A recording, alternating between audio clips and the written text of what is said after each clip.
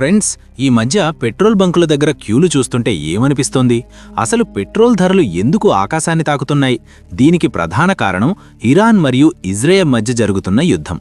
మనకు పెట్రోల్ ఎక్కువగా ఇరాన్ మరియు గల్ఫ్ దేశాల నుండే వస్తుంది. కానీ ఇప్పుడు అక్కడ యుద్ధ పరిస్థితుల వల్ల సప్లై బాగా తగ్గిపోయింది. అందుకే చాలా పెట్రోల్ బంకుల్లో ఇప్పుడు నో స్టాక్ బోర్డులు కనిపిస్తున్నాయి.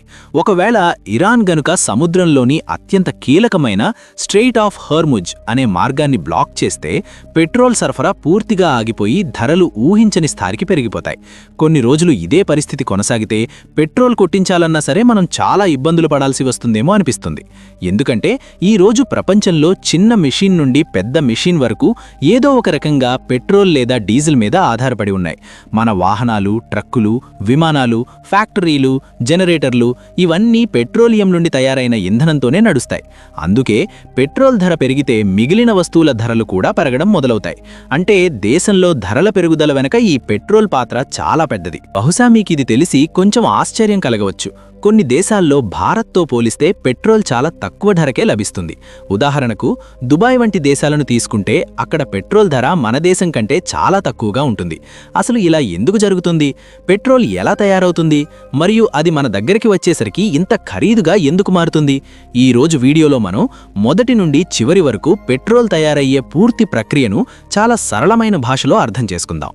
భూమి అడుగున దాగి ఉన్న ఒక నల్లటి నూనె నుండి మీ వాహనం ట్యాంక్ వరకు పెట్రోల్ ఎలా చేరుతుందో ఈ వీడియో చూశాక మీకు స్పష్టంగా తెలుస్తుంది. ఫ్రెండ్స్, ఇలాంటి ఇంట్రెస్టింగ్ మరియు జియోపొలిటికల్ విషయాల గురించి రీసెర్చ్ చేసి వీడియో చేయడానికి మాకు చాలా సమయం మరియు కష్టం పడుతుంది. కాబట్టి మా కష్టాన్ని గుర్తించి ఇప్పుడే ఈ వీడియోను లైక్ చేయండి మరియు ఇలాంటి మరిన్ని ఇన్ఫర్మేటివ్ వీడియోల కోసం మన ఛానల్ని సబ్స్క్రైబ్ చేసుకోండి. అలాగే మీరు ఈ వీడియోని ఏ నగరం లేదా ఏ ఊరి నుండి చూస్తున్నారో తప్పకుండా కింద కామెంట్ సెక్షన్లో తెలియచేయండి. మీ రెస్పాన్స్ మాకు ఎంతో ఎనర్జీని ఇస్తుంది. ఇక లేట్ చేయకుండా అసలు పెట్రోల్ కథలోకి వెళ్దాం. ఫ్రెండ్స్, పెట్రోల్ తయారీ ప్రక్రియను సులభంగా అర్థం చేసుకోవడానికి నేను దీనిని 3 ప్రధాన భాగాలుగా విభజించాను. మొదటిది పెట్రోల్ లేదా పెట్రోలియంను ఎలా అన్వేషిస్తారు. రెండోది భూమి లోపల నుండి తీసిన ముడి చమురును అంటే క్రూడ్ ఆయిల్ను పెట్రోల్గా ఎలా మారుస్తారు. మరియు మూడోది పెట్రోల్ మన దగ్గరికి వచ్చేసరికి ఇంత ఖరీదుగా ఎందుకు మారుతుంది. సరే, ముందుగా అసలు పెట్రోల్ను ఎలా కనుగొంటాలో అర్థం చేసుకుందాం. ఫ్రెండ్స్, శాస్త్రవేత్తలు భూమి లోపల నూనె కోసం వెదికేటప్పుడు వారు కేవలం పెట్రోల్ కోసం మాత్రమే వెదకరు. నిజానికి భూమి అడుగున లభించే పదార్థాన్ని పెట్రోలియం లేదా క్రూడ్ ఆయిల్ అంటే ముడి చమురు అంటారు. ఈ క్రూడ్ ఆయిల్ నుండే భవిష్యత్తులో రకరకాల ఇంధనాలు తయారవుతాయి. ఉదాహరణకు petrol, diesel, kerosene, aviation fuel మరియు ఇతర పెట్రోలియం ఉత్పత్తులు. కానీ అన్నిటికంటే పెద్ద ప్రశ్న ఏమిటంటే ఈ పెట్రోలియం భూమి కిందకి ఎక్కడి నుండి వస్తుంది? నిజానికి దీని వెనక లక్షల ఏళ్ల నాటి కథ ఉంది. అసలు ఈ పెట్రోల్ ఎలా పుట్టిందో తెలుసా? దీనికొక సింపుల్ ఎగ్జాంపుల్ చెప్తాను. ఆవు దగ్గర పాలు పెతకగానే మనం నేరుగా నెయ్యి తీసుకోలేం కదా. ఆ పాలను కాగబెట్టి, తోడుపెట్టి, చిలికి వెన్న తీసి ఆ వెన్నను కరిగించి నెయ్యి చేస్తాము. అదే పాల నుండి మనకు పెరుగు, మజ్జిగ, జున్ను అన్నీ వస్తాయి. అచ్చం అలాగే భూమి అడుగున దొరికే క్రూడ్ ఆయిల్ లేదా ముడిచములు అనేది పాలు లాంటిది. ఈ క్రూడ్ ఆయిల్ నుండే పెట్రోల్, డీజిల్, కిరోసిన్ అన్నీ వస్తాయి. కొన్ని కోట్ల ఏళ్ల క్రితం భూమి మీద, ముఖ్యంగా సముద్రాల్లో నివసించే చిన్న చిన్న జీవులు, చెట్లు, చేమలు చనిపోయినప్పుడు వాటన్నింటి అవశేషాలు సముద్రపు అడుగున మట్టిలో కూరుకుపోయాయి. కాలక్రమేణా వాటిపైన మట్టి, ఇసుక పొరలుగా పేరుకుపోయి విపరీతమైన భరం పడింది. అటు పైనుంచి వేల టన్నుల ఒత్తిడి, ఇటు భూమి లోపల నుంచి విపరీతమైన వేడి. ఈ రెండింటి కారణంగా ఆ జీవ అవశేషాలు రసాయనిక మార్పులకు గురయ్యాయి. చివరికి అవన్నీ ఒక నల్లటి చిక్కటి ద్రవంగా మారిపోయాయి. దీనినే మనం శిలాజ ఇంధనం లేదా పెట్రోలియం అంటారు. శాస్త్రవేత్తలకు ఎక్కడైనా పెట్రోలియం ఉండే అవకాశం ఉంది అని అనిపిస్తే అక్కడ ప్రత్యేకమైన యంత్రాలు మరియు సాంకేతికతతో పరీక్షలు చేస్తారు. దీనికోసం కొన్నిసార్లు సీస్మిక్ సర్వే వంటి పద్ధతులను ఉపయోగిస్తారు. ఇందులో భూమి లోపల ఉన్న నిర్మాణాన్ని అధ్యయనం చేస్తారు. భూమి అడుగున చమురు నిల్వలు ఉన్నాయో లేదో తెలుసుకోవడానికి ఇది సహాయపడుతుంది. పరీక్షల్లో పెట్రోలియం ఉండే అవకాశం ఉంది అని తేలితే తదుపరి అడుగు వేస్తారు. అదే డ్రిల్లింగ్.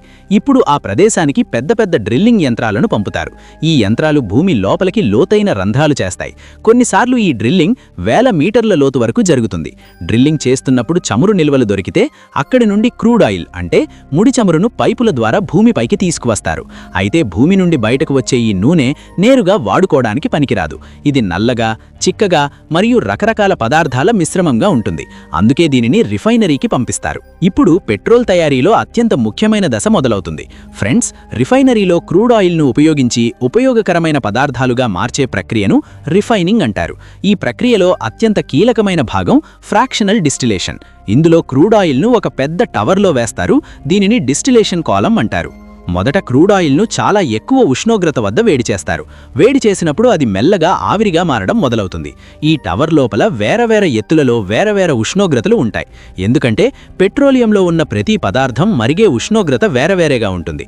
అందువల్ల అవి వేరవేర స్థాయిలలో చల్లబడి మళ్లీ ద్రవంగా మారతాయి. ఉదాహరణకు టవర్ పైభాగంలో పెట్రోల్ మరియు గ్యాస్ వంటి తేలికపాటి పదార్థాలు లభిస్తాయి. మధ్య భాగంలో కిరోసిన్ మరియు డీజిల్ వంటివి వస్తాయి. అందరికంటే కింద భారీ నూనె మరియు బిటుమిన్ అంటే తారు వంటి పదార్థం మిగులుతాయి. ఈ ప్రక్రియ ద్వారా ఒకే క్రూడ్ ఆయిల్ నుండి రకరకాల ఇంధనాలు మరియు ఉత్పత్తులు తయారవుతాయి. అయితే పెట్రోల్ ఇంకా పూర్తిగా సిద్ధం కాలేదు. దీని తర్వాత రెండు ముఖ్యమైన పనులు జరుగుతాయి: బ్లెండింగ్ మరియు ట్రీటింగ్. మొదట బ్లెండింగ్ గురించి మాట్లాడుకుందాం. బ్లెండింగ్ అంటే వేరవేర పదార్థాలను సరైన నిష్పత్తిలో కలిపి ఒక మంచి నాణ్యమైన ఇంధనాన్ని తయారు చేయడం.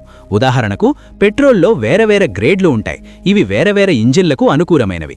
దీని తర్వాత ట్రీటింగ్ దశ వస్తుంది. ట్రీటింగ్లో పెట్రోల్ మరియు ఇతర ఇంధనాల నుండి హానికర మూలకాలను తొలగిస్తారు. ఉదాహరణకు క్రూడ్ ఆయిల్లో తరచుగా సల్ఫర్ వంటి పదార్థాలు ఉంటాయి. ఇవి పర్యావరణానికి, యంత్రాలకు రెండింటికీ హానికరం. అందుకే రసాయనిక ప్రక్రియల ద్వారా ఈ హానికర పదార్థాలను వేరు చేస్తారు. ఆసక్తికరమైన విషయం ఏమిటంటే ఈ తీసివేసిన పదార్థాలను పడేయరు. వీటిని ఎరువులు, మందులు మరియు ఇతర రసాయనాల తయారీలో ఉపయోగిస్తారు. భూమి లోపల నుండి వచ్చిన ముడి చమురు పెట్రోల్గా ఎలా మారుతుందో ఇప్పటివరకు మనం తెలుసుకున్నాం. కానీ అసలు ప్రశ్న ఇంకా అలాగే ఉంది. పెట్రోల్ మన దగ్గరికి వచ్చేసరికి ఇంత ఖరీదుగా ఎందుకు మారుతుంది? నిజానికి దీని వెనక చాలా కారణాలు ఉన్నాయి. మొదటి కారణం ప్రొడక్షన్ మరియు రవాణా ఖర్చు. చమురును వెదకడం, వేల మీటర్ల లోతు వరకు డ్రిల్లింగ్ చేయడం, రిఫైనరీలను నిర్మించడం మరియు పెట్రోల్ను ఒక ప్రాంతం నుండి మరో ప్రాంతానికి సరఫరా చేయడానికి చాలా డబ్బు మరియు సాంకేతికత అవసరం. రెండో పెద్ద కారణం అంతర్జాతీయ మార్కెట్. ప్రపంచంలో పెట్రోలియం ధరలు తరచుగా ఒపెక్ అనే సంస్థ నిర్ణయాల మీద ఆధారపడి ఉంటాయి. ఇది చమురు తయారు చేసే దేశాల సమూహం. వీరు చమురు సరఫరాను నియంత్రించి ధరలను ప్రభావితం చేస్తారు. ఈ దేశాలు ఉత్పత్తిని తగ్గిస్తే ధరలు పెరుగుతాయి. మూడో మరియు అత్యంత పెద్ద కారణం పన్ను, ట్యాక్స్. చాలా దేశాల్లో ప్రభుత్వాలు పెట్రోల్ మరియు డీజిల్ మీద భారీగా పన్నులు విధిస్తాయి. భారతదేశంలో కూడా పెట్రోల్ ధరలో కేంద్ర ప్రభుత్వం మరియు రాష్ట్ర ప్రభుత్వం వేసే పన్నులు కలిసి ఉంటాయి. అందుకే కొన్నిసార్లు అంతర్జాతీయ మార్కెట్లో ముడి చమురు ధర తగ్గినా మనకు పెట్రోల్ ధర తగ్గదు. మొత్తం ప్రక్రియను ఒకసారి క్లుప్తంగా అర్థం చేసుకుందాం. మొదట భూమి కింద పెట్రోలియం నిల్వలను గుర్తిస్తారు. తర్వాత డ్రిల్లింగ్ ద్వారా క్రూడ్ ఆయిల్ను బయటకు తీస్తారు. ఆపై రిఫైనరీకి పంపి ఫ్రాక్షనల్ డిస్టిలేషన్ ద్వారా రకరకాల ఇంధనాలుగా మారుస్తారు. చివరగా బ్లెండింగ్ మరియు ట్రీటింగ్ చేసి వాడుకలోకి తెస్తారు. ఆ తర్వాత పన్నులు, రవాణా ఖర్చులు మరియు అంతర్జాతీయ ధరలను కలిపి పెట్రోల్ మనకు చేరుతుంది. కానీ ఈ కథలో మరో ముఖ్యమైన విషయం దాగి ఉంది. పెట్రోల్ అనేది ఒక నాన్ రిన్యూవబుల్ రీసోర్స్, అంటే పునరుద్ధరించలేని వనరు. అంటే ఇది భూమిలో పరిమితంగా మాత్రమే ఉంది. ఒకసారి అయిపోతే మళ్లీ తయారు కాదు. శాస్త్రవేత్తల అభిప్రాయం ప్రకారం మనం ఇదే వేగంతో పెట్రోలియం వాడుతుంటే రాబోయే 40 నుండి 50 సంవత్సరాల్లో దీని నిల్వలు చాలా తగ్గిపోవచ్చు. అందుకే నేడు ప్రపంచం మెల్లమెల్లగా సోలార్ ఎనర్జీ, విండ్ ఎనర్జీ మరియు ఎలక్ట్రిక్ వాహనాల వైపు మళ్లుతుంది. ఎందుకంటే భవిష్యత్తులో మనకు కొత్త మరియు స్వచ్ఛమైన ఇంధన వనరులు ఖచ్చితంగా అవసరం. కాబట్టి ఫ్రెండ్స్, ఇకపై మీరు ఎప్పుడైనా మీ బైక్ లేదా కార్లో పెట్రోల్ కొట్టించడానికి వెళ్ళినప్పుడు ఒక్క నిమిషం ఆలోచించండి. ఇది కేవలం ఒక ఇంధనం మాత్రమే కాదు. దీని వెనక లక్షల ఏళ్ల ప్రకృతి ప్రక్రియ, భారీ యంత్రాలు, పెద్ద పెద్ద రిఫైనరీలు మరియు ప్రపంచ రాజకీయాలు కూడా ముడిపడి ఉన్నాయి. ఫ్రెండ్స్, ఇదే ఈరోజు వీడియో. పెట్రోల్ ఎలా తయారవుతుందో మనం తెలుసుకున్నాం కదా. వీడియో ఎలా ఉందో కూడా తెలియచేయండి. వీడియో చేయడానికి చాలా రీసెర్చ్ చేస్తాం మరియు ఎంతో కష్టపడతాం కాబట్టి ప్లీజ్ ఈ వీడియోను లైక్ చేయండి. ఇలాంటి మరిన్ని ఇన్ఫర్మేటివ్ వీడియోల కోసం మన ఛానల్ని సబ్స్క్రైబ్ చేసుకోండి. జై భారత్, జై హింద్.